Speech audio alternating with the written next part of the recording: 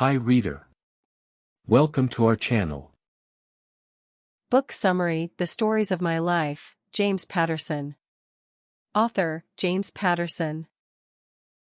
In this video, we will present a short preview of the book.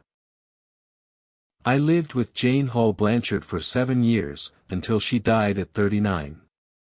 Up until the time I fell for Sue Soley and married her, Jane was the love of my life. The truth is, Jane totally saved me. She turned me around, turned my life around, changed my view of myself. I was basically this insecure knucklehead from upstate, and I didn't really know how to behave in polite society, at least not in New York City society, not even while I was rising fast at J. Walter Thompson and writing novels on the side. Jane's family had some money and some manners and, most important, confidence.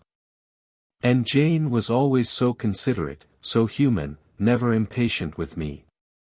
Early on in our relationship, she asked me to go to a 4-star French restaurant with her. Once we were seated, she could tell I was uncomfortable. It wasn't hard to figure out. My body was as stiff as a mannequin in Macy's window. I was extremely quiet and had trouble forcing a smile. I didn't know much about French menus and I honestly didn't know how to act in this very formal, upscale Manhattan eating place. It was Jane's favorite restaurant in New York, and she wanted to share it with me, but she was cool about my uneasiness. She had ordered some kind of French stew, her favorite dish there. Suddenly, she plopped her face down into the stew and came up with brown goop all over her nose, cheeks, and mouth. Then Jane said to me, "You need to know something, Jimmy. This is our place.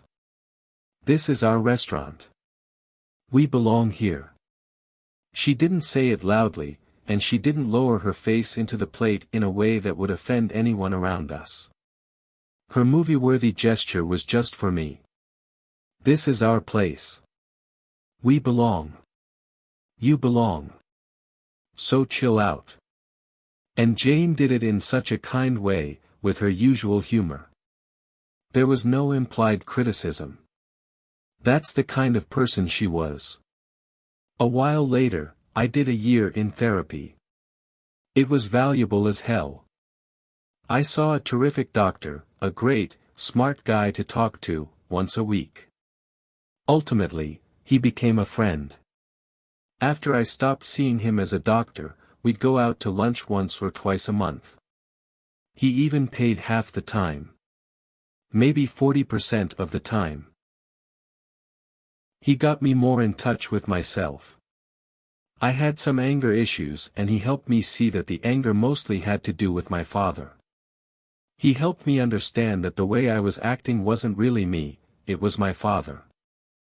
I also realized I didn't have to blame my father. My poor dad had his own tough issues and probably felt he was doing the best he could.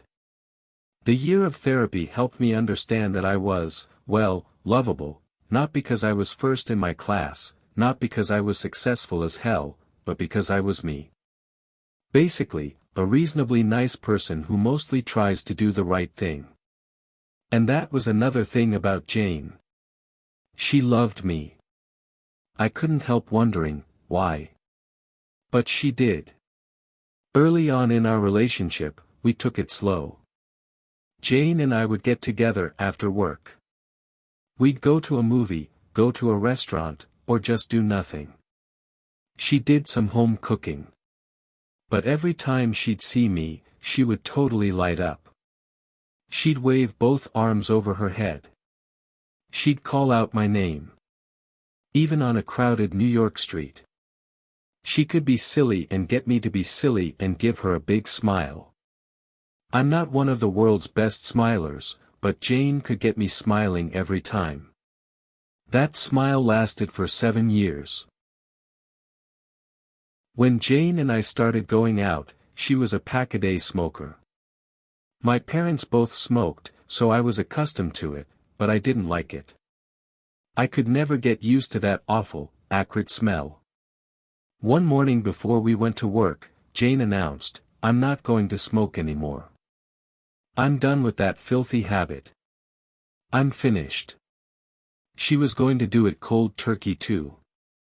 To celebrate, I cooked dinner that night. To put it mildly, I'm not the greatest cook, but I prepared what was, for me, a gourmet meal. I got out Jane's good silver, lit half a dozen candles, the whole romantic shebang. It was a big dinner for us: roast chicken, haricots verts, mashed potatoes, gravy, even a chocolate cake made from scratch, my grandmother's recipe. We sat down at the table, and Jane's smile lit up the room. This was perfect. She took one bite of the chicken and burst into tears. I turned white and started apologizing. How had I screwed up roast chicken so badly? Jane dashed across the living room and grabbed her purse. She lit up a cigarette. I thought I could. I thought I was ready. I'm so sorry, Jimmy. 2 weeks later, she did quit, and she stayed with it. Jane never smoked again. Thank you for watching. See you in another video.